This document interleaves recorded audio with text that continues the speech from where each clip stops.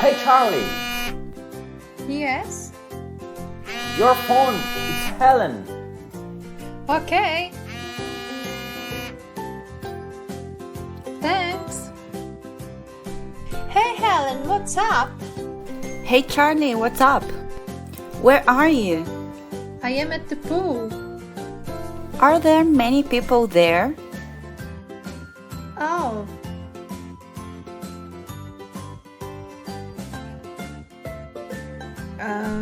Not many. How many people are there? There are some people. Fala galera! Terceiro e último vídeo do nosso módulo 4. E pegando o gancho então com as informações que a gente aprendeu no vídeo anterior, a Helen tá aí perguntando How many people are there? Então, resgatando aí o how many, né? Coisas countable, coisas contáveis. Então, ela está perguntando o número de pessoas. E simplesmente a Charlie responde There are some people. Bom, e a ideia que a Charlie quis passar é de que tem algumas pessoas no clube. Então, ela não está contando se tem uma, 2, 3, 10, 20 pessoas. Na verdade, o número não importa. Então, quando a Charlie responde There are some people, simplesmente ela quer passar a ideia para Ellen que tem pessoas no clube, tem algumas pessoas no clube, sem enfatizar ou sem dar um número exato de pessoas. And where are you? I'm at work. And how many people are there at the office? There aren't any people here. Why? Because today's Sunday. There are no people here. Oh, yes, that's right. Bom, galera, agora a gente viu uma situação inversa, né? A Helen, ela está sozinha lá no escritório. Não tem ninguém lá com ela. E para transmitir essa ideia para Charlie, ela usou a seguinte frase: There isn't any people here. Então, para a gente entender essa frase, eu vou fazer um paralelo aqui com o português. Então, se a gente estivesse conversando com alguém e a pessoa pergunta, tem alguém aí? A gente normalmente responde, não tem ninguém aqui. Então, no português acontece uma coisa engraçada, porque na verdade a gente nega duas vezes.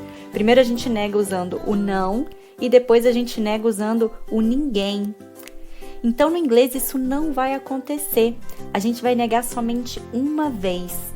Então, a tradução literal da frase There isn't any people here seria algo do tipo não há qualquer pessoa aqui. Então, a gente está negando apenas uma vez, aí usando a contraction do verbo to be. Isn't. Is mais not isn't. There isn't any people here. Bom, ok. Então a Helen utilizou essa frase para transmitir para Charlie que ela estava sozinha, que não tinha ninguém lá com ela. Mas depois ela reafirma essa ideia usando uma outra frase. There is no people here, que ao contrário da primeira é uma frase positiva. Porém, ela também dá um sentido negativo, porque ela tem um no aí no meio. Então ela é uma frase positiva com um sentido negativo. Calma, vamos lá. Any versus no. As duas palavras, elas vão trazer um sentido negativo para as frases. A tradução do any seria algo parecido com qualquer. E do no seria nenhum. Gente, lembrando que essas traduções são aproximadas, somente para vocês entenderem a ideia que cada palavra vai transmitir. Porque se a gente for traduzir tudo no sentido literal, a gente vai perder o sentido, porque no português a gente se expressa de uma maneira diferente. Então, qual vai ser a diferença entre elas, entre o any e o no? Quando que a gente vai usar uma e quando que a gente vai usar outra? Bom, a gente já viu que as duas têm sentido negativo. E a gente já viu também que no inglês a gente não pode negar duas vezes na mesma frase. Então, se a gente usar o any, a gente vai ter que negar. E a gente usou o verbo to be para isso. Portanto, there isn't any people here. Então, o any você vai usar em frases negativas. O no já é uma negação. Então você não pode usar em frases negativas. Então você vai colocar ela numa frase positiva. There is no people here. Galera, mas cuidado. Para o sentido negativo, então, a gente vai usar somente any ou no. Any em frases negativas, no em frases afirmativas. O some, a gente somente vai utilizar em frases afirmativas. A gente não pode usar o some para dar sentido negativo na frase. Portanto, a frase There isn't some people here está errada. Quiz desesperado para ver se ficou claro. Gente, eu quero que vocês deem sentido negativo para as frases abaixo.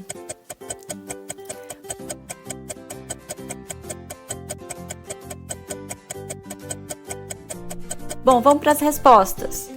There is no food in the fridge. Então, essa é uma frase afirmativa. Para eu dar o sentido negativo nela, eu vou ter que usar o no. Então, eu tô falando que não tem comida no freezer. There is no food in the fridge. Próxima. There isn't any gas in the car. Então, a gente já viu que é uma negativa com o is mais not isn't. There isn't, então a gente vai ter que usar o any, porque a gente não pode negar duas vezes. There isn't any gas in the car. Não há nenhuma gasolina ou não há qualquer gasolina no carro. There are no dogs on the street. Frase afirmativa para dar o sentido negativo, coloco o no. Não há cachorros na rua, né? Então, traduzindo literalmente, há nenhum cachorro na rua. E a última, there aren't, negativa, portanto, any.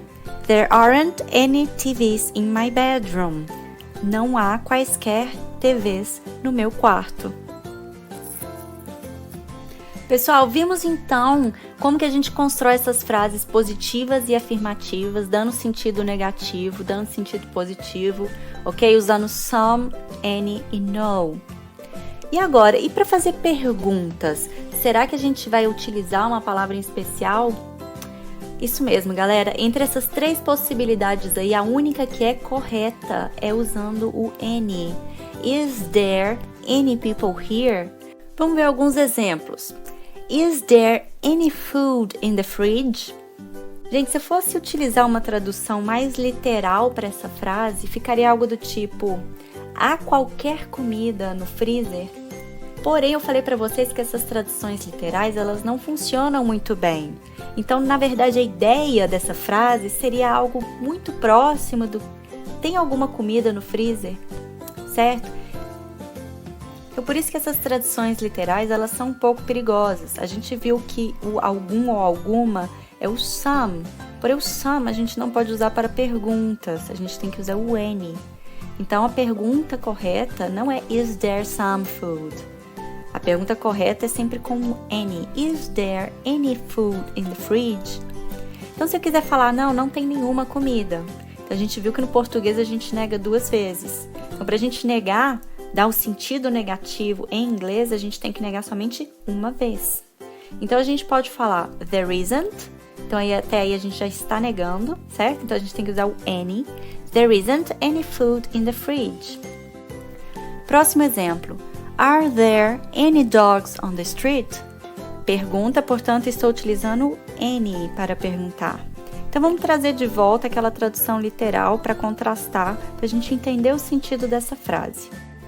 A tradução literal, portanto, seria algo do tipo: há quaisquer cachorros na rua? Porém, a gente em português usa perguntar somente: tem algum cachorro na rua? Então, se a gente quiser responder dando sentido negativo, vamos negar somente uma vez. Se eu respondo com there are, isso significa que é uma resposta positiva, então para dar o sentido negativo eu tenho que usar o no. Portanto, there are no dogs on the street. Há nenhum cachorro na rua. Ou, uma tradução mais informal, não tem nenhum cachorro na rua. Pessoal, então, concluindo. Any a gente vai usar em frases negativas e em frases interrogativas. O no a gente vai usar somente em frases afirmativas, porém quando a gente quiser dar um sentido negativo. E o some a gente vai usar somente em frases afirmativas, onde a gente quer dar um sentido positivo. Imagine ter acesso a mais de 100 aulas como essa. Esta é uma das aulas da nossa plataforma de estudos, a IPD Academy. Aqui, o aluno aprende se divertindo com vídeos originais e animados pensados especialmente para adultos, além de diversos exercícios extras que ajudam na fixação do conteúdo. Nossa jornada vai do nível iniciante ao avançado e além. E não para por aí. Oferecemos cursos bônus que aceleram sua fluência e desenvolvem outras habilidades essenciais, como vencer o medo de falar em público, controlar emoções e muito mais.